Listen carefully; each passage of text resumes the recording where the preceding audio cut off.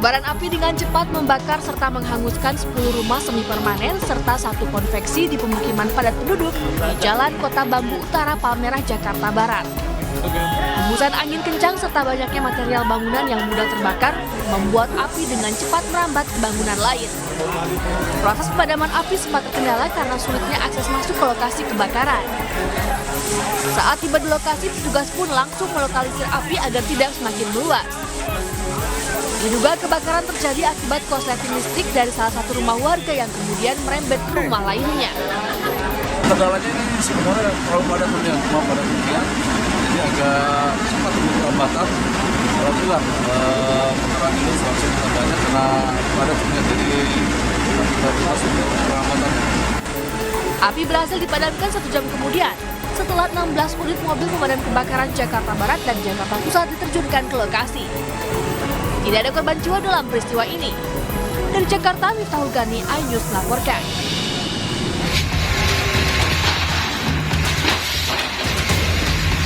Api dengan cepat membesar dan meludeskan sebuah rumah warga di kawasan padat penduduk Tanjung Sabah, Kota Padang, Sumatera Barat.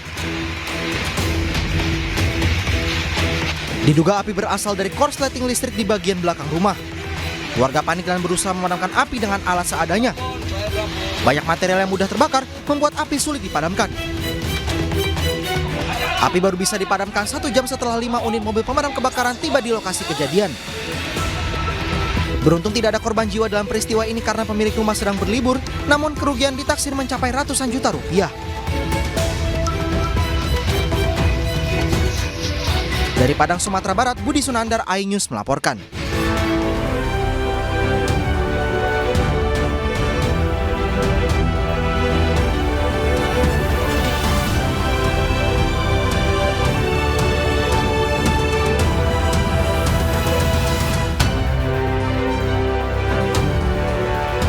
Video viral mesum sejoli di sebuah restoran elit di kawasan Senopati, Jakarta Selatan.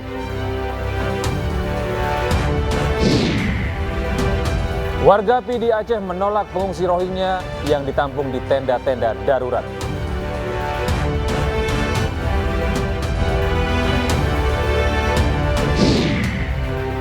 Melki Sedeguang, Ketua BEM UI periode 2023 dicopot karena diduga melakukan kekerasan seksual.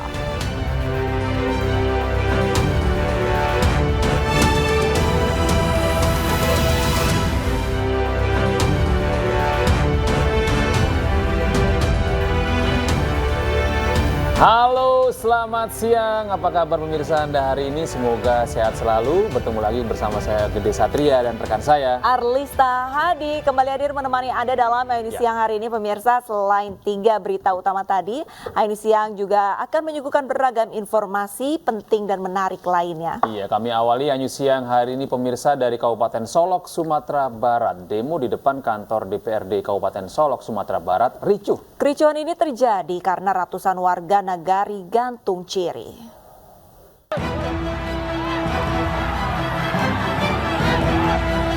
Aksi ratusan warga Nagari Gantung Ciri, Kabupaten Solok, Sumatera Barat di depan gedung DPRD Kabupaten Solok ricuh. Kericuhan berawal saat massa tidak terima ucapan Bupati Solok yang mengatakan wali Nagari Gantung Ciri maling uang rakyat. Bahkan salah seorang anggota DPRD Solok berusaha mengejar Bupati, sehingga memancing gerakan massa yang berujung kericuhan. Karena dianggap memancing keributan, oknum anggota DPRD tersebut diamankan oleh petugas kepolisian. Permasalahannya adalah saya memang betul ada temuan penyalahgunaan keuangan negeri. Tetapi itu ada proses yang harus dilalui. Dan proses itu sampai sekarang masih berlangsung. Ratusan massa ini berdemonstrasi karena tidak terima wali nagari diberhentikan akibat terjerat kasus dugaan korupsi. Padahal massa menilai Bupati Soloklah yang menjadi sosok yang harusnya bertanggung jawab atas kasus tersebut. Dari Kabupaten Solok, Sumatera Barat, Budi Sunandar, iNews melaporkan. Warga Kabupaten PD Aceh berunjuk rasa menolak pengungsi Rohingya yang ditampung di tenda-tenda darurat. Warga mendesak UNHCR dan IOM ini segera bertanggung jawab atas nasib pengungsi Rohingya.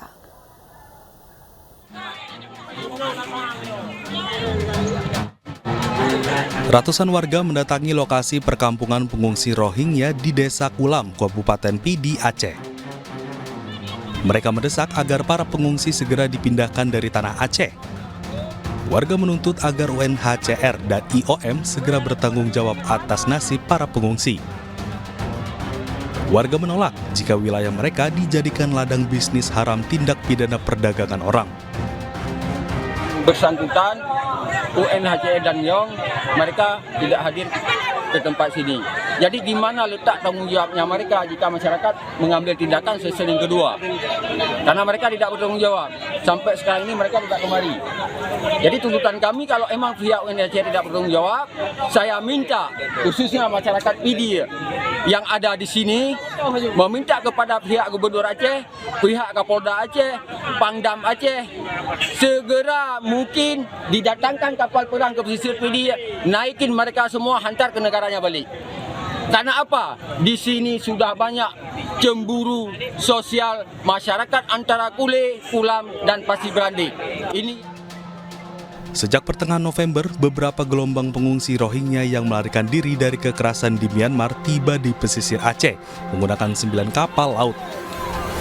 Hingga kini sudah ada lebih dari 1.500 pengungsi Rohingya yang ditampung di tenda-tenda darurat.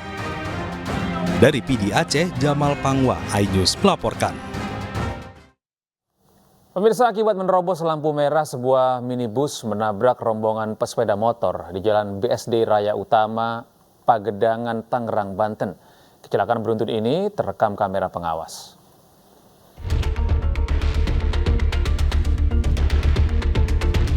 Inilah detik-detik rekaman kamera pengawas saat sebuah minibus melaju kencang dan menerobos lampu merah hingga menabrak rombongan pesepeda motor. Peristiwa yang terjadi di Jalan BSD Raya Utama, Pagedangan, Tangerang Selatan, Banten ini pun sempat mengalami kemacetan panjang karena sejumlah pengendara sepeda motor terpental. Meski dalam peristiwa ini tidak menimbulkan korban jiwa, namun 4 kendaraan bermotor kondisinya rusak parah. Tidak kronologis dari arah Sumarekon menuju Air Mall, mobil Honda CRV berwarna putih melaju dengan menerobos lampu merah, yang mana korbannya dari arah yang berlawanan sehingga menabrak 3 kendaraan bermotor. Sementara itu, kasus kecelakaan beruntun ini ditangani unit laka lantas Polres Tangerang Selatan dan sejumlah pengendara motor dilarikan ke rumah sakit.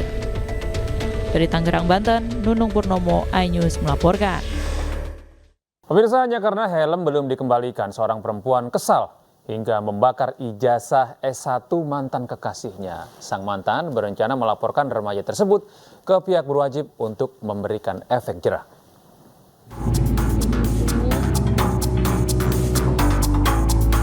Viral di media sosial, aksi seorang remaja perempuan di Tangerang Selatan membakar selembar ijazah S1 seorang pria. Setelah diselidiki, ijazah yang dibakar pelaku adalah milik mantan kekasihnya. Pelaku yang masih duduk di bangku SMA ini mengaku kesal pada sang mantan karena tidak kunjung mengembalikan helm miliknya. Atas pembakaran itu, pemilik ijazah tidak terima hingga berniat melaporkan pelaku ke polisi. Itu dia nggak ngasih tahu kalau ijazah saya itu di sana, di dia, karena saya lupa. Saya jadi megang pulang bawa tas aja. Iya. Ini ada tetap ada rencana mau bawanya ke ranah hukum. Kemungkinan iya. Dibakar habis. Ijazah dibakar habis, tapi sisanya dokumennya masih kebakar, bahkan covernya aja tuh ikut kebakar belakangnya. Untung pihak universitas yang menerbitkan ijazah bersedia membantu untuk mengurus berkas yang dibutuhkan agar korban bisa kembali mendapatkan ijazah asli. Dari Tangerang Selatan, Banten, Nunung Purnomo, iNews melaporkan. Seorang pria di Palembang, Sumatera Selatan ditangkap karena menjadikan anak perempuan di bawah umur menjadi pekerja seks komersial. Korban dijual untuk melayani pria hidung belang dengan tarif Rp200.000.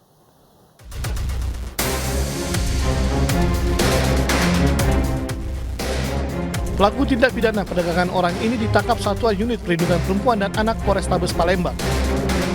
Ia dilaporkan oleh orang tua yang mengaku anak perempuannya yang berusia 13 tahun disuruh melayani pria hidung belang dengan bayaran Rp200.000.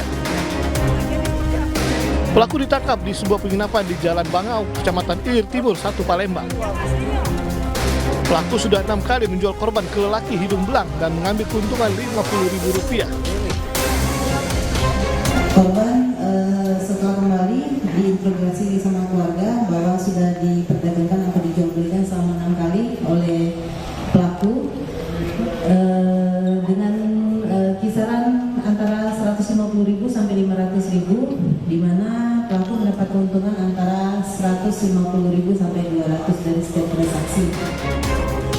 Akibat perbuatannya, pelaku dijerat Undang-Undang Perlindungan Anak dengan ancaman hukuman 15 tahun penjara. Polisi kini mencari pacar korban yang mengenalkan korban ke pelaku. Dari Palembang, Sumatera Selatan, Muhammad David, iNews melaporkan. Pemirsa, seorang pria di Desa Aek Batu, Kecamatan Torgamba, Labuhan Batu Selatan ditangkap polisi setelah tega membanting dan memukuli anak tirinya yang masih berusia 2 tahun. Iya, pelaku ini mengaku menganiaya korban karena kesal sang anak tak mau tidur. Angga Ada, warga Desa Aek Batu, Kecamatan Torgamba, tak berkutik saat diboyong personel Satreskrim ke Mapores Labuhan Batu Selatan. Pria berusia 34 tahun ini ditangkap usai dilaporkan istrinya karena melakukan penganiayaan terhadap bocah berumur 2 tahun yang tak lain adalah anak tirinya. Penganiayaan berupa pemukulan hingga mengangkat dan membanting korban ke tempat tidur terjadi pada 9 Desember lalu. Kasus ini terungkap usai sang istri yang baru saja pulang dari warung melihat anaknya terlungkup di tempat tidur sambil menangis. Saat diperiksa, korban mengalami luka memar di bagian wajah, perut, serta mata. Sang istri tak terima dan mengadukannya ke polisi. Mirisnya, pelaku mengaku tega melakukan penganiayaan karena kesal sang anak tak mau tidur. Pada si tersangka setelah dilakukan penangkapan, dianya mengakui bahwa dianya melakukan ini dengan cara memukul korban, memukul anak tirinya ini sehingga mengalami biram ataupun memar pada tubuh korban. Akibat perbuatannya, pelaku dijerat Undang-Undang Perlindungan Anak dan Kekerasan dalam Rumah Tangga dengan ancaman hukuman penjara lebih dari 5 tahun. Dari Labuhan Batu Selatan, Sumatera Utara, Randi Kurniawan, iNews melaporkan. Pemirsa, angka penyebaran COVID-19 di Indonesia kembali merangkak naik. Ya, di Bandung, Jawa Barat, puluhan orang tercatat positif dan belasan lainnya dirawat di rumah sakit. Kasus penyebaran COVID di Bandung, Jawa Barat terus bertambah. 51 orang dinyatakan positif dan 13 orang diantaranya dirawat intensif di rumah sakit. Pemerintah daerah mengimbau agar setiap warga tidak panik dan tetap menerapkan protokol kesehatan.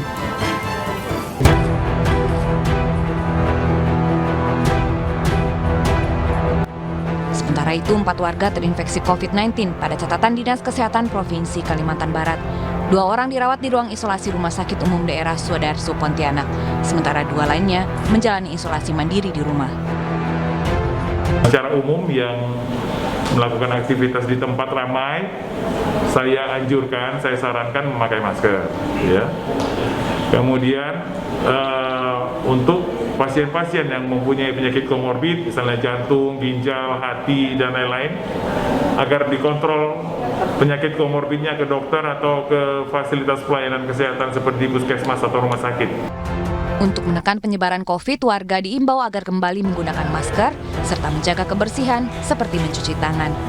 Dari Bandung dan Pontianak, Billy Maulana, UUN Yunari, iNews melaporkan. Israel mengklaim menemukan terowongan terbesar milik Hamas, namun Hamas justru mengejek klaim Israel tersebut. Kenapa? Informasi selengkapnya akan kami hadirkan usai jeda, tetaplah bersama iNews Siang.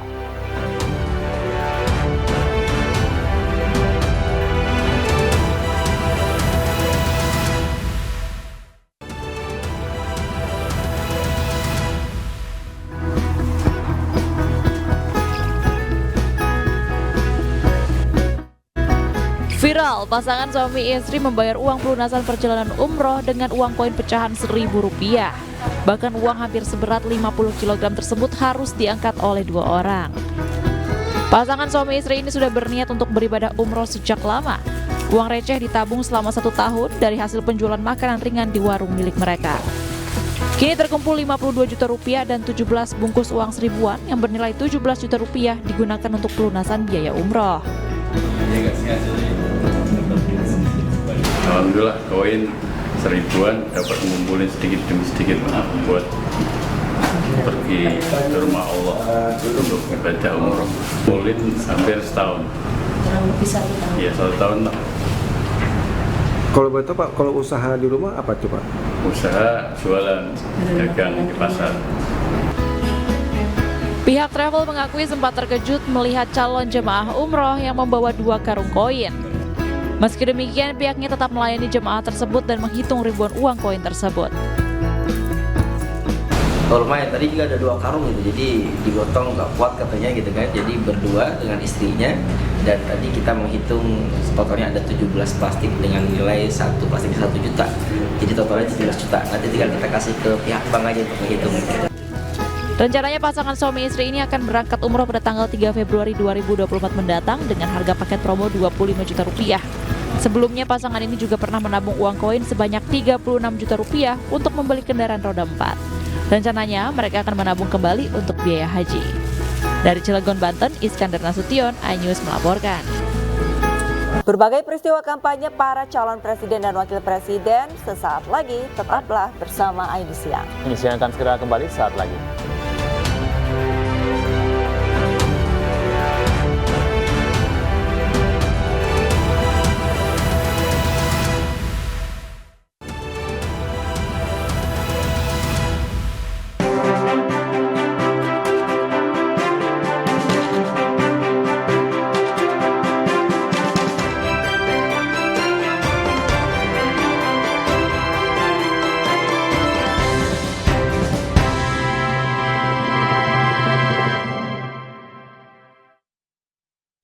Acara ini dipersembahkan oleh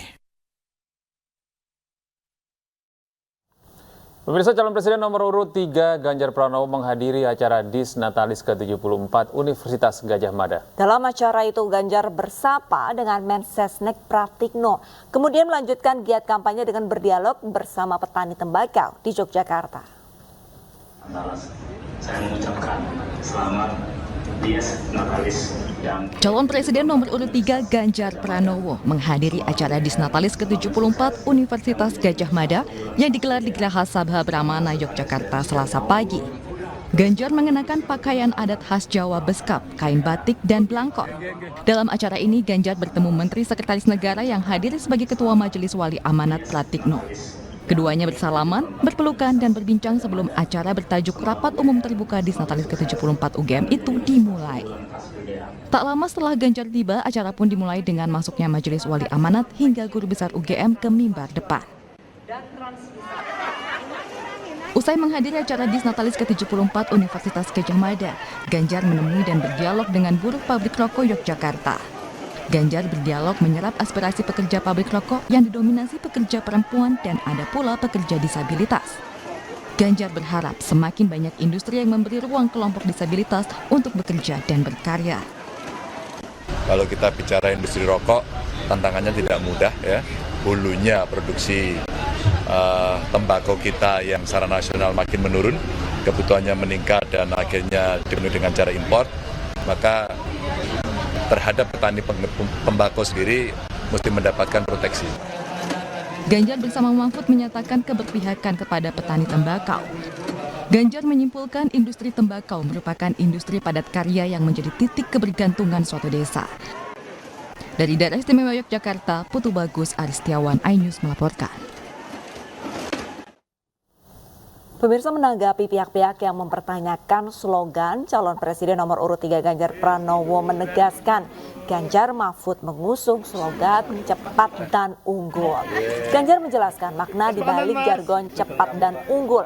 Cepat dalam merespons segala persoalan masyarakat yang membutuhkan pelayanan. Dalam konteks pemerintahan, Ganjar Mahfud menilai pelayanan pemenuhan kebutuhan masyarakat bisa terlaksana baik seiring dengan reformasi pelayanan publik. Sementara unggul menyangkut berbagai upaya dalam mempersiapkan Indonesia Emas 2040. Baik.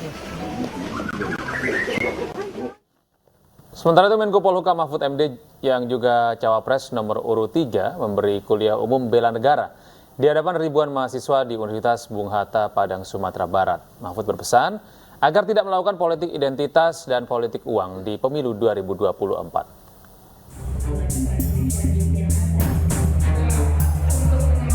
Kuliah umum bela negara yang diberikan Menko Polhukam Mahfud MD bertema sikap dan perilaku warga negara yang dijiwai oleh kecintaan kepada Negara Kesatuan Republik Indonesia.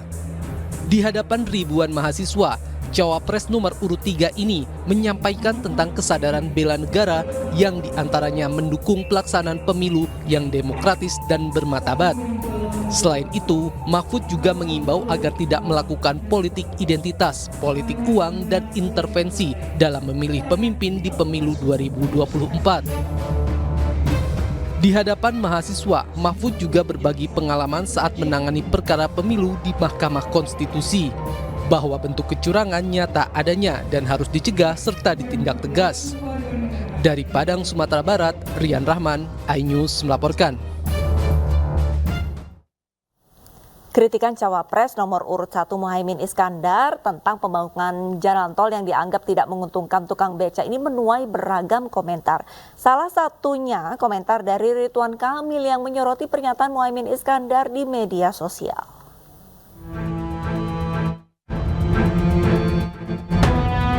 Cawapres nomor urut 1 Muhaimin Iskandar melemparkan kritik terhadap pembangunan jalan tol yang selama ini dilakukan pemerintah. Kritik ini ia sampaikan saat berkampanye di Kabupaten Bekasi, Jawa Barat, Senin pagi. Dalam pidatonya, ia mengatakan pajak pembangunan diolah pemerintah untuk pembangunan jalan tol yang notabene-nya tidak bisa dinikmati oleh tukang becak. Muhaimin mengklaim hal itu adalah curhatan dari tukang becak yang ditemuinya saat berkampanye. Ucapan Muhaimin kemudian diberitakan oleh media hingga mendapat respon dari mantan Gubernur Jawa Barat Ridwan Kamil. Kang Emil menulis responnya di kolom komentar media sosial media massa tersebut. Di kolom komentar Instagram milik media massa tersebut, Emil mengunggah beberapa poin sebagai respon ucapan Muhaimin Iskandar. Emil mengatakan jalan tol bisa mempermudah distribusi komoditas ke berbagai daerah. Jalan tol juga bisa memudahkan tukang becak yang dimaksud Muhaimin untuk mudik ke kampung halaman dengan waktu tempuh yang lebih cepat. Saling selepet komentar Ridwan Kamil dan Muhaimin pun memancing berbagai komentar di akun Instagram media tersebut.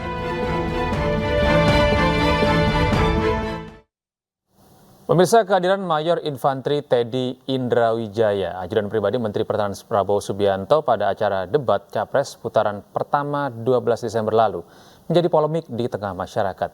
Koalisi Masyarakat Sipil memandang tindakan Mayor Teddy Indrawijaya melanggar aturan netralitas TNI.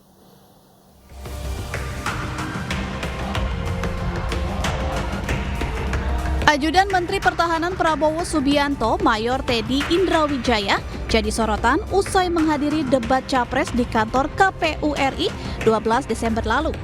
Kehadiran Teddy dalam agenda tersebut menuai kontroversi lantaran ia masih berstatus sebagai TNI aktif. Mayor Teddy terlihat mengenakan baju biru langit layaknya seragam tim kampanye nasional Prabowo Gibran. Perwira pasukan Komando Pasukan Khusus TNI AD juga duduk di barisan TKN Prabowo Gibran. Foto dan videonya saat menghadiri debat Capres pun telah beredar luas di media sosial. Pasalnya, netralitas Teddy sebagai prajurit aktif TNI dipertanyakan.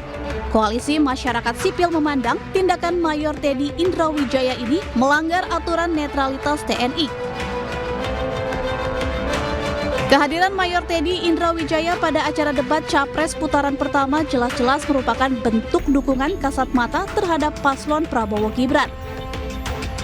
Kehadiran Mayor Teddy dalam acara debat Capres dengan segala atribut dan tindakannya melanggar aturan dalam Undang-Undang Pemilu Pasal 280 Ayat 2 huruf G Undang-Undang Nomor 7 Tahun 2017 tentang Pemilu.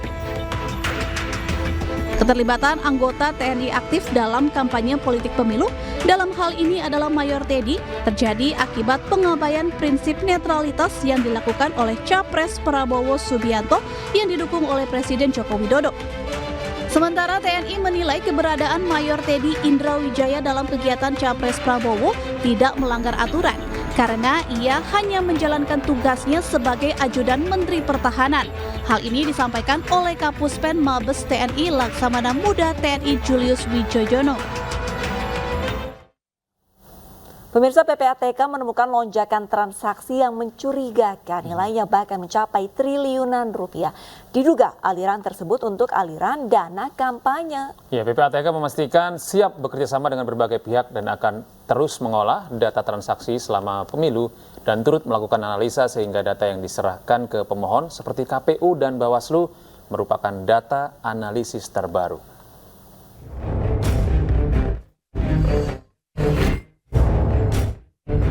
Pusat Pelaporan Dana Analisis Transaksi Keuangan atau PPATK memastikan terus berkoordinasi dengan Komisi Pemilihan Umum KPU dan Badan Pengawas Pemilu Bawaslu terkait dugaan transaksi janggal dana kampanye.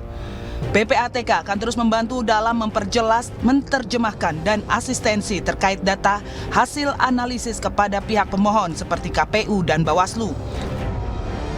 PPATK menemukan aliran dana kampanye yang mencurigakan karena aliran dana kampanye yang seharusnya mengalir ke rekening khusus dana kampanye atau RKDK malah terlihat menurun. Sementara itu aliran dana di luar rekening kampanye yang melibatkan parpol dan pihak terkait tercatat meningkat hingga 100%. Nilainya pun tidak tanggung-tanggung yang tercatat lebih dari 1 triliun rupiah saat ini. Selain itu ada juga dugaan aliran dana kampanye yang berasal dari tambang ilegal. PPATK akan terus menganalisa data yang dibutuhkan dalam mendukung penyelenggaraan pemilu yang bersih dan transparan guna mencegah adanya tindak pidana pencucian uang. Harusnya keluar masuknya itu tinggi, malah dia melandai. Nah, lalu di sisi lain rekening dari beberapa partai politik itu dan pihak terkaitnya justru melonjak secara tajam, bahkan di atas 100% dengan nilai lebih dari 1 triliun rupiah. Nah, ini yang unsur mencurigakan. Kami sebenarnya tak ikut campur substansi urusan politik yang ada. PPATK itu lebih fokus pada upaya untuk mencegah dan memberantas tindak pidana pencucian uang. Sebelumnya, Kepala PPATK Ivan Yustiavandana mengungkapkan bahwa data hasil temuan analisis yang diserahkan ke KPU bersifat umum, namun sudah cukup sebagian temuan awal yang komprehensif.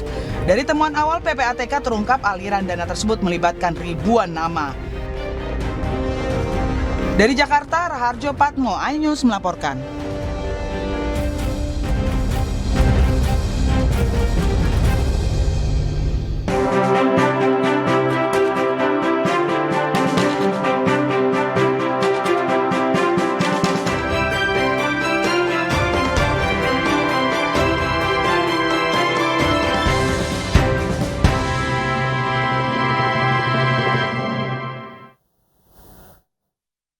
Acara ini dipersembahkan oleh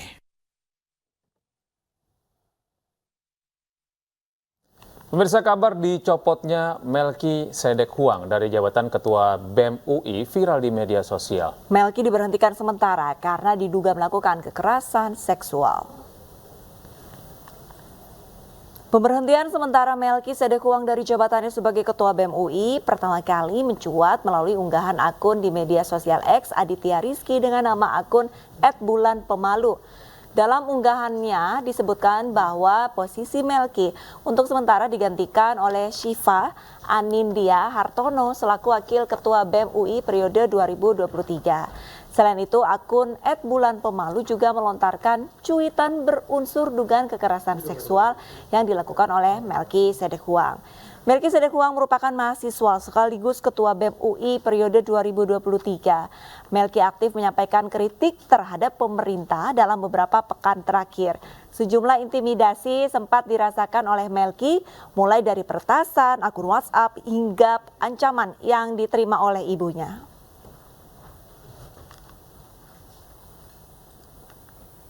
Sementara itu, Melki Sedek Huang membantah terlibat kasus pelecehan seksual dengan kekerasan. Melki mengaku tidak tahu menahu soal dugaan kasus yang menjerat dirinya.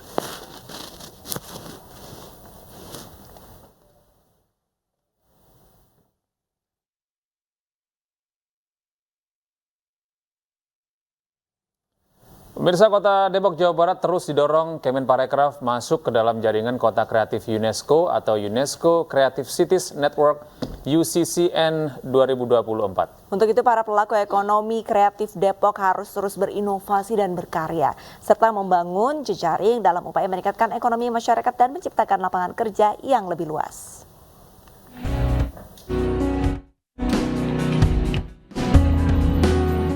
Kota Depok menargetkan masuk dalam UNESCO Creative Cities Network UCCN 2024 setelah pada tahun 2023 hanya menempati urutan kedua di bawah kota Solo. Target ini mendapat dukungan dari Menparekraf Sandiaga Uno dalam kegiatan peningkatan kapasitas pemangku kepentingan wisata minat khusus yang digelar di Kota Depok. Sandiaga menilai bahwa Kota Depok memiliki potensi ekonomi kreatif besar pada subsektor aplikasi, pengembangan permainan, kuliner, kria, dan fashion yang dapat dimanfaatkan sebagai peluang pengembangan usaha oleh pelaku ekonomi kreatif. Tapi tahun depan saya memberikan semangat dan harapan agar diajukan kembali dengan kolaborasi yang lebih erat dengan kami di Kemenparekraf, dan kami akan menyediakan sumber daya yang lebih besar sehingga para pelaku ekonomi kreatif ini bisa terbantukan nanti setelah Kota Depok menjadi UNESCO Creative Cities. Sementara itu, dalam The Weekly Brief with Sandi Uno di Jakarta, Sandiaga Uno sebut pemerintah terus menyeleksi sebanyak 20 negara yang diusulkan untuk mendapat fasilitas bebas visa kunjungan ke Indonesia. Kebijakan bebas visa ini diharapkan dapat menjadikan Indonesia sebagai top of mind para wisatawan mancanegara untuk berlibur di Indonesia dengan kenyamanan dan kemudahan. Tim Liputan iNews melaporkan.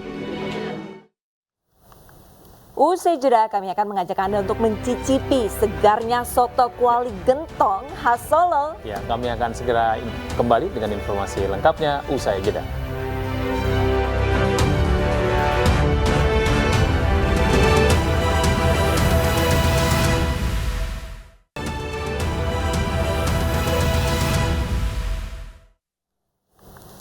Iya, ini Arlista udah mulai jam 12 ya, saatnya kita makan siang biasanya. Makan siang pas banget nih, perut lagi lapar. Ada ide apa nih Gede nih? Ada nih buat Arlista dan pemirsa di rumah, karena ada kuliner yang wajib Anda cicipi yang bernama soto kuali gentong khas Solo. Nah, bedanya apa dengan soto-soto yang lain Gede? Ada, bedanya ini, soto ini berbeda karena dimasak dengan kuali dari tanah liat dan hasilnya kuliner ini memiliki cita rasa yang khas. Wah, penasaran kan? Penasaran banget Gede, kira-kira seperti apa? Berikut informasinya. Kita icip-icip pemirsa.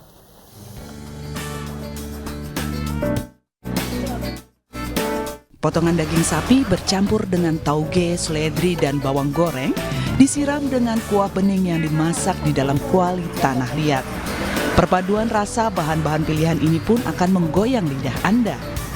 Semakin lezat jika dinikmati dengan nasi putih maupun ketupat. Ini dia, soto kuali gentong khas Solo. Tapi kuliner yang satu ini tidak berada di Solo.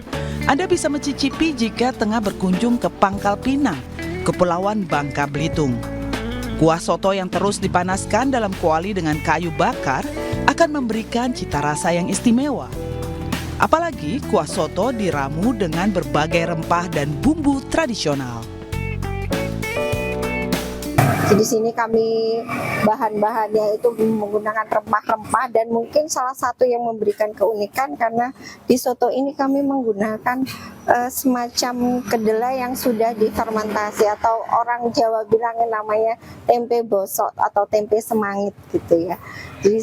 Jadi memberikan rasa legit gurih yang mungkin di banyak soto belum pernah dipakai. Mungkin itu salah satu keunikan kami. Kita lidah Bangka menyicipi masakan Jawa rupanya sangat oke juga, dan ini adalah pertama bagi saya sih untuk mencoba makanan khas Jawa ini.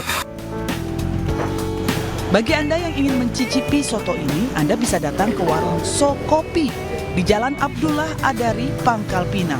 Untuk harga dipatok mulai dari Rp15.000 hingga Rp25.000 per porsinya. Dari Pangkal Pinang, Bangka Belitung, Haryanto iNews melaporkan.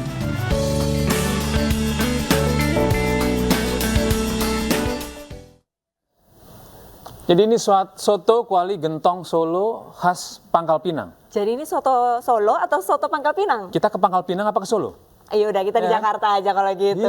Kita cari soto yang biasa aja kalau gitu. Kita ke informasi selanjutnya pemirsa, ini ada pohon Natal dari 15.000 kulit kerang yang meraih penghargaan dari Museum Rekor Indonesia. Betul, pohon Natal setinggi 6,3 meter ini terletak di halaman Gereja Bethel, Pulau Dum, Sorong, Kepulauan Provinsi Papua Barat Daya. Yang kulit kerang menjadi rekor dunia.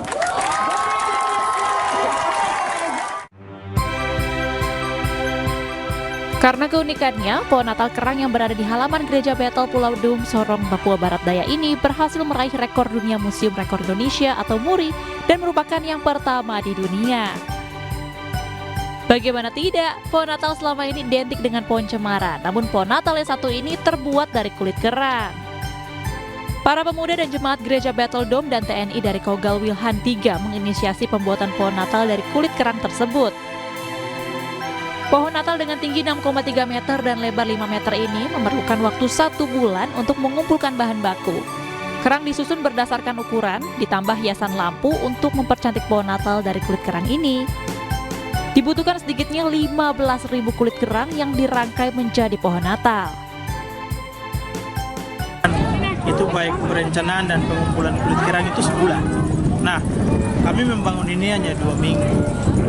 Kenapa harus sebulan? Karena di dom itu kulit kerangnya sedikit, sehingga kami harus pergi ke beberapa. Kita berharap, kita bermimpi lahir pemimpin-pemimpin baik tingkat daerah, tingkat nasional sampai pentas internasional. Dan sekaligus juga kita lihat momen Natal. Ya, semoga damai Natal tidak berhenti di bulan Desember. Mari kita wujudkan damai di hati. Pejabat Gubernur Papua Barat Daya juga turut mengapresiasi pemuda gereja yang mempunyai kreasi membuat pohon Natal kulit kerang sebagai motivasi memanfaatkan kekayaan alam di sekitar Pulau Dom.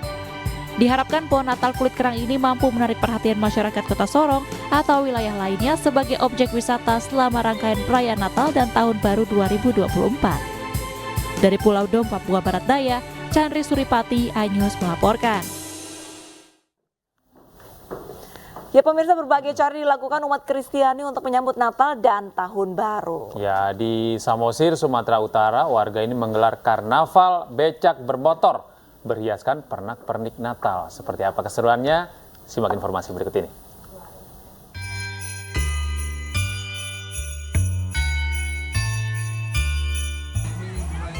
Ratusan jemaat dari 15 lingkungan gereja HKBP Bolen Pangururan, Kabupaten Samosir, Sumatera Utara, memeriahkan Natal dengan pawai dan karnaval kendaraan hias becak bermotor. Karnaval diikuti puluhan betor dihiasi dengan berbagai bentuk bertemakan Natal, seperti toko kartun hingga rumah adat Batak. Tak ketinggalan, para abang betor juga memakai kostum ala Santa Claus menambah keseruan karnaval. Sebagai driver dalam acara beca hias gereja Bolen ini sengaja memakai kostum Santa Claus untuk menyesuaikan acara untuk menyambut Natal.